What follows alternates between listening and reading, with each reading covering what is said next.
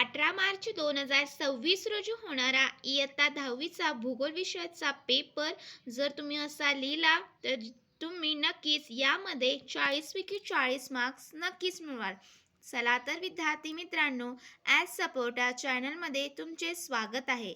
आज आपण इयत्ता 10वीचा 18 मार्च 2026 रोजी होणारा बोर्ड पेपर उत्तरपत्रिकेमध्ये कसा लिहायचा असतो जेणेकरून तुम्हाला देखील त्यामध्ये पैकीच्या पैकी मार्क्स हे नक्कीच मिळतील.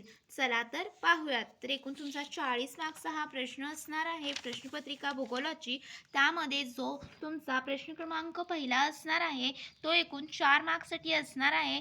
त्यामध्ये तुम्हाला दिलेल्या पर्यायांपैकी योग्य पर्याय निवडून विधाने पुन्हा उत्तरपत्रिकेमध्ये लिहायची आहेत. तर इथं पाहू शकता 4 मार्क्ससाठी हा प्रश्न असल्यामुळे तुम्हाला प्रश्नपत्रिकेतील जे प्रश्न आहेत ते तुम्हाला पुन्हा लिहायचे आहेत आणि त्याचं उत्तर आणि त्याचं ऑप्शन अगदी व्यवस्थित त्याचं लिहायचं आहे. तर इथं पाहू शकता भारत व ब्राझील या देशाची राजवट कशा प्रकारची आहे तर प्रजासत्ताक प्रकारची आहे. यामध्ये तुम्हाला ऑप्शन आणि त्याचं उत्तर हे काय करायचं आहे तर व्यवस्थित अगदी लिहायचं आहे. फक्त तुम्ही ऑप्शन लिहायचं नाही. जर तुम्ही विधान पूर्ण लिहिला असाल आणि फक्त तिथं ऑप्शन जर 3 असा लिहिला असाल तर तुम्हाला तिथे 0 मार्क्स हे मिळणार आहेत, जरी तुम्ही ते ऑप्शन बरोबर लिहिला असला तरी. त्यामुळे ऑप्शन आणि त्याचं उत्तर आणि ते विधान आहे असं तुम्हाला लिहायचं उत्तरपत्रिकेमध्ये लिहायचं आहे. त्यानंतर दुसरा पाहू शकता तो देखील 1 मार्क्ससाठी असणार आहे. हिमालयामुळे उत्तरेकडून येणारे अतिथंड वारे अडवले जातात. तर हा देखील 1 मार्क्सचा प्रश्न असणार आहे. तिसरा, ब्राझील देशाची अर्थव्यवस्था ही प्रामुख्याने ऑप्शन थर्ड असणार आहे तृतीय व्यवसायावर अवलंबून आहे. ब्राझीलच्या क्षेत्रफळाच्या दृष्टीने जगात कितवा क्रमांक लागतो तर पहिला असणार आहे तो पर्याय 5वा क्रमांक लागतो. तर असे सोपे तुम्हाला जे भूगोलाच्या पाठ्यपुस्तकातील जे पाठ्य आहे त्याच्यावरीलच एक एक मार्क्सचा जो विधाने पूर्ण करा हा प्रश्न असणार आहे. एकूण 4 मार्क्ससाठी असणार आहे पाहू शकता. त्यानंतर दुसरा असणार आहे तो तुमचा एकूण 4 मार्क्ससाठी असणार आहे आणि हा तुम्हाला नेहमी नवीन पेजवरच नवीन प्रश्न स्टार्ट करायचा आहे. तर इथं पाहू शकता यामध्ये तुम्हाला काय करतील तर दिलेल्या पर्यायांपैकी योग्य पर्याय लिहा. तर यामध्ये तुम्हाला क्षेत्रफेटीसाठी आवश्यक साहित्य, तर यामध्ये तुम्हाला 4 ऑप्शन देतील आणि त्यातीलच एक ऑप्शन करेक्ट असणार आहे जो तुम्हाला शोधून त्याचं ऑप्शन आणि त्याचं उत्तर अगदी लिहायचं आहे. तर क्षेत्रफेटीसाठी आवश्यक साहित्य दिलेल्या पर्यायांपैकी तिसरा जो पर्याय क्रमांक आहे संगणक हा बरोबर आहे. त्यानंतर ब्राझीलमधील नद्या चौथा असणार आहे गंगा. तिथं तुम्हाला 3 हे काय करणार आहेत चुकीचे देणार आहेत आणि एक त्यातला बरोबर देणार आहे. योग्य असा पर्याय तुम्हाला शोधून तिथं पर्याय त्याचं ऑप्शन लिहायचं आहे. त्यानंतर तिसरा असणार आहे तो प्राथमिक व्यवसाय असणार आहे. तिचा देखील तिसरा पर्याय योग्य आहे पाहू शकता पर्यटन. आणि चौथा असणार आहे तो वस्त्यांच्या केंद्रीकरणासाठी प्रमुख घटक तर प्रतिकूल हवामान. यापैकी तुम्हाला काय करायचं आहे तर व्यवस्थित अगदी त्यामध्ये जो 4 मार्क्सचा एकूण 4 प्रश्न असणार आहेत एक एक मार्क्ससाठी व्यवस्थित अगदी काय करायचं आहे तर सोडवायचा आहे हा देखील प्रश्न. त्यानंतर पाहू शकता विद्यार्थी मित्रांनो जो तुमचा तिसरा प्रश्न असणार आहे तो एकूण तुमचा किती मार्क्सचा असणार आहे तो देखील 4 मार्क्ससाठी असणार आहे. ज्यामध्ये दिलेले विधान चूक आहे की बरोबर हे फक्त तुम्हाला ओळखून लिहायचं आहे आणि हा देखील प्रश्न कसा सोडवायचा आहे पाहू शकता. जर पहिलं विधान तुम्हाला बरोबर दिलं असेल तर फक्त हे विधान बरोबर आहे किंवा बरोबर एवढं जरी ऑप्शन त्याचा नंबर प्रश्नाचा क्रमांक आणि बरोबर जरी असं उत्तर लिहिलं तरी तुम्हाला यामध्ये पैकीच्या पैकी मार्क्स हे मिळू शकतात. त्यामुळे तुम्हाला विधाने पुन्हा उत्तरपत्रिकेमध्ये लिहिण्याची अजिबात आवश्यकता नाही. फक्त त्याचं ऑप्शन आणि त्याचं उत्तर काय असणार आहे चूक किंवा बरोबर काय असणार आहे फक्त ते योग्य असं तुम्हाला काय करायचं आहे तर त्या प्रश्नाचं काय उत्तर असणार आहे चूक की बरोबर ते शोधून फक्त काय करायचं आहे लिहायचं आहे. त्यानंतर पहा हा देखील जो तुमचा प्रश्न असणार आहे तो एकूण तुमचा किती 4 मार्क्ससाठी असणार आहे आणि जो तुमचा प्रश्न क्रमांक 4 असणार आहे तो एकूण 8 मार्क्ससाठी असणार आहे. ज्यामध्ये प्रश्न क्रमांक अ जो असणार आहे तो नकाशा भरा. दिलेले घटक हे नकाशावर दाखवा. तर तुम्हाला बोर्डाच्या परीक्षेत असा ब्राझीलचा किंवा भारताचा जो काही तुम्हाला नकाशा भरण्यासाठी प्रश्न असणार आहे तो तुम्हाला त्यांनी देणार आहेत आणि त्यामध्ये दिलेले घटक दाखवा. तर तुम्हाला काय करायचं आहे उत्तरपत्रिकेच्या जो तुम्हाला प्रश्न क्रमांक 14 दिलेला आहे त्यामध्ये जी तुम्हाला नकाशा भरण्यासाठी जी ठिकाणं दिलेली आहेत ती सूचीवरच अशा प्रकारे तुम्हाला काय करायची आहेत तर लिहायचं आहे आणि तुम्हाला हा देखील काय करणार आहेत बॉक्स तिथे तुमच्या जो तुम्हाला नकाशा भरण्यासाठी जो नकाशा हा असा देणार आहे त्यामध्ये हा काय असणार आहे बॉक्स असणार आहे. तर कोणतेही 4 दाखवायचे आहेत, 6 असणार आहेत तर तुम्ही 6 पैकी 6 दाखवू शकता. इथं मी 4 जी महत्त्वाची आहेत ती ब्राझीलमध्ये दाखवलेले पाहू शकता. पहिला जो आहे तो मायरोजो बेट आहे आणि ते मी इथे तुम्हाला व्यवस्थित अगदी पेन्सिलनंच तुम्हाला हे काय करायचं आहे तर नकाशा भरायचा प्रश्न सोडवायचा आहे. नकाशावर कुठेही पेनाचा अजिबात वापर करायचा नाही. त्यानंतर दुसऱ्या जे असणार आहे ते पाहू शकता तुम्ही उभ्या रेषा आहेत आणि तो असणार आहे तो कटिंग हा जो प्रदेश आहे तो तुम्हाला प्रदेश दाखवायचा आहे नकाशावर. त्यानंतर तिसरा असणार आहे ती ब्राझीलमधील पॅराग्वे नदी दाखवायची. इथं पाहू शकता ब्राझीलमधील काय करायची आहे तर इथं नदी दाखवलेली आहे. त्यानंतर चौथा असणार आहे तो अजस्त्र कडा. तर अजस्त्र कडा इथे तुम्हाला गडद अगदी पेन्सिलच्या गडदीने अजस्त्र कडा या दाखवलेल्या आहेत आणि तुम्हाला व्यवस्थित अगदी ब्राझीलचा नकाशा व्यवस्थित भरायचा आहे. प्रश्न क्रमांक या जो नकाशा दिलेला आहे त्यावर टाकायला विसरायची नाही. सूची यामध्ये लिहायला विसरायची नाही. फक्त तुमचा हा जो नंबर्स असणार आहे ते फक्त तुम्हाला काय करायचं आहे तर यामध्ये व्यवस्थित अगदी जे चिन्ह दिलेलं आहात ते ठिकाणाला व्यवस्थित इथे लिहून प्रश्न क्रमांक नुसता लिहिला तरी चालेल. तर व्यवस्थित ते सूचीनुसार तुम्ही तिथे एक्झामिनर पाहून तुम्हाला 4 पैकी 4 मार्क्स देणार आहेत.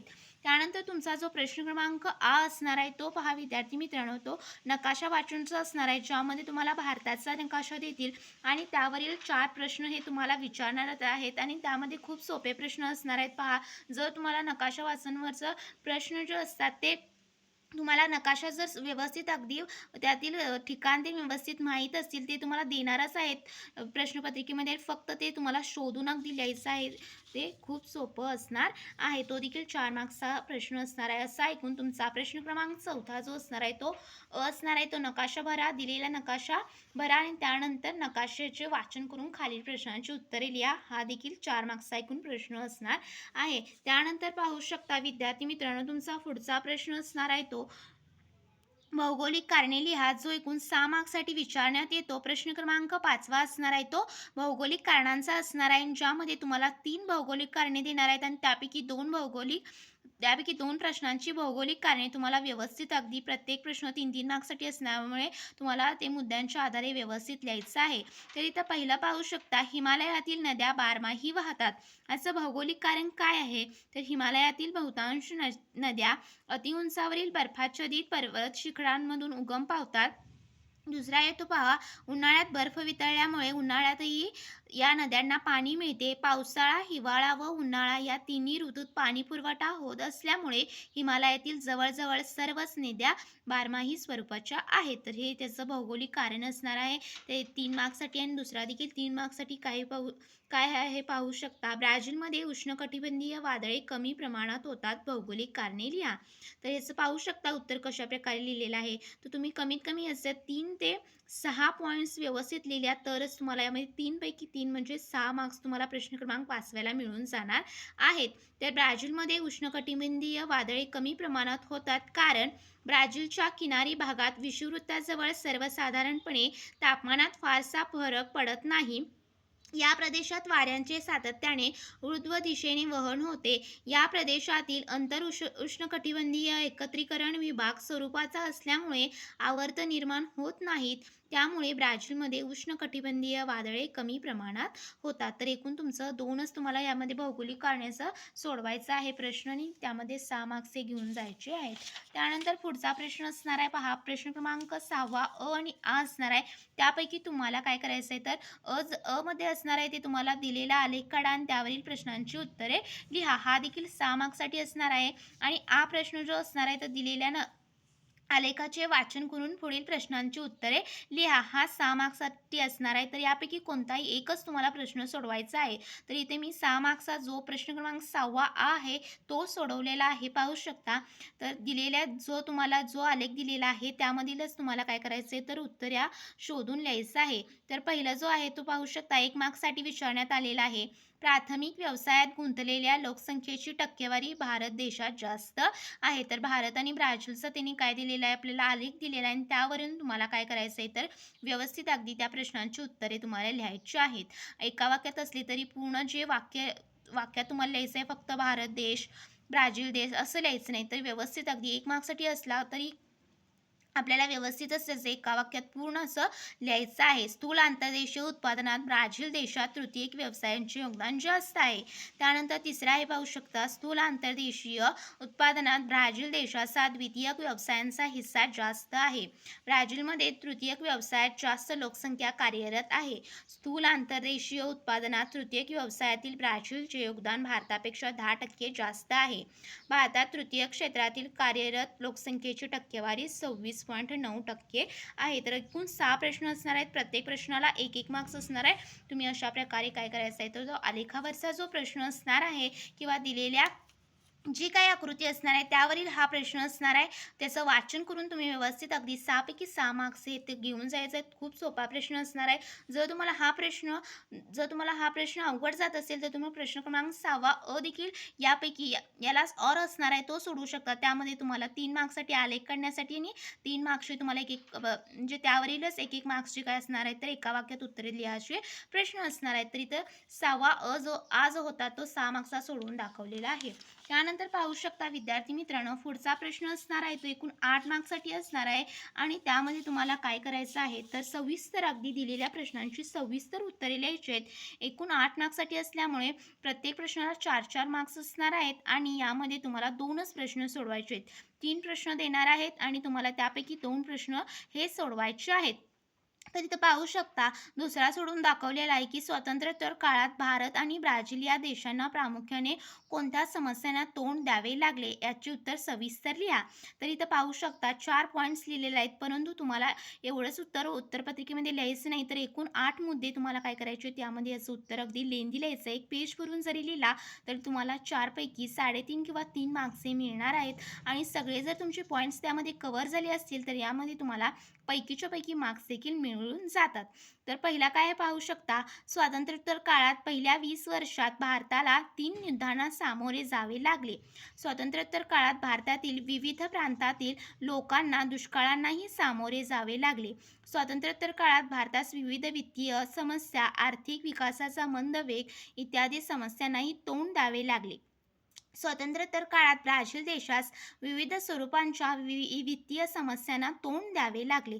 तर असेच तुम्हाला इथं भारताचं लिहिलेलं आहे, परंतु ब्राझीलचं देखील तुम्हाला ॲटलिस्ट 4 पॉईंट्स व्यवस्थित लिहायचं आहेत, ज्याला देखील तुम्हाला किती मार्क्स असणार आहेत. तर एकूण 4 मार्क्सचा हा प्रश्न व्यवस्थित अगदी सोडवायचा आहे. इथे महत्त्वाचा प्रश्न आहे पहा बोर्डासाठी, ब्राझीलला व भारताला कोणत्या पर्यावरणीय समस्यांना तोंड द्यावे लागत आहे. तर यामध्ये तुम्हाला ह्याचं देखील तुलनात्मक तुम्हाला हा अभ्यासक्रम असल्यामुळे ब्राझील आणि भारताचा त्याचे उत्तरे देखील तुम्हाला तुलनात्मक व्यवस्थित लिहायचं आहे. अगदी पॉईंट वाईज तुम्ही जरी लिहिला तर तुम्हाला यामध्ये 4 पैकी 4 मार्क्स हे मिळणारच आहेत. तर पाहू शकता उत्तर काय लिहिलेलं आहे. वाढत्या लोकसंख्येच्या निवासासाठी, इंधनासाठी व स्थलांतरित शेतीसाठी दोन्ही देशात मोठ्या प्रमाणात वृक्षतोड करण्यात येत आहे. त्यामुळे दोन्ही देशांना निर्वनीकरण समस्येला सामोरे जावे लागत आहे.